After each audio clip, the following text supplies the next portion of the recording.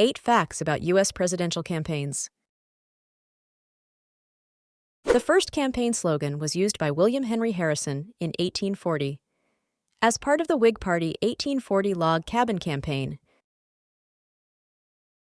the song was, "Tip a Canoe and Tyler Too." The first campaign song, "The Hunters of Kentucky," also called "The Battle of New Orleans," was used by Andrew Jackson to commemorate his victory over the British at the Battle of New Orleans.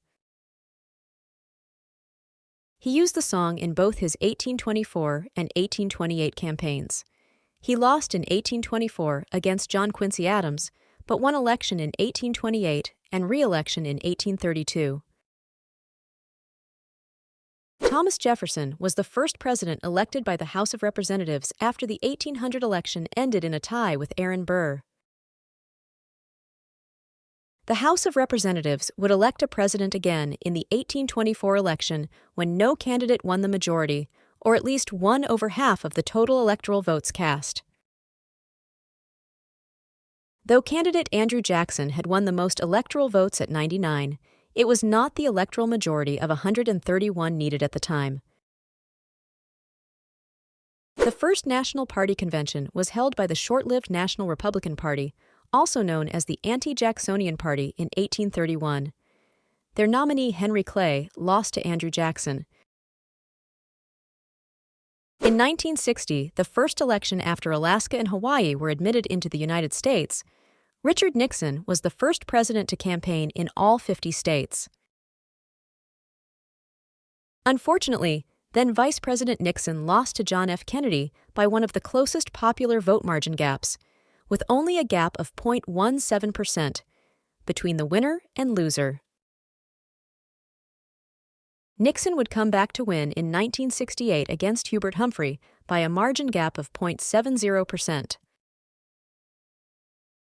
He would win re-election in 1972 in an electoral landslide, but would resign that term on August 9, 1974, due to the Watergate scandal. The first presidential debate was in 1960 between Senator John F. Kennedy and Vice President Richard Nixon. September 26, 1960, the debate was televised not long before Election Day. They would go on to do 3 more debates ending on October 21, 1960. Election Day that year was on November 8, 1960. Coming out of the convention, polling had Nixon at a 6-point lead. But Nixon refused to wear makeup, making him look pale and drawn on black and white TV, which had a negative impact on some voters. There would not be another presidential debate until 1976.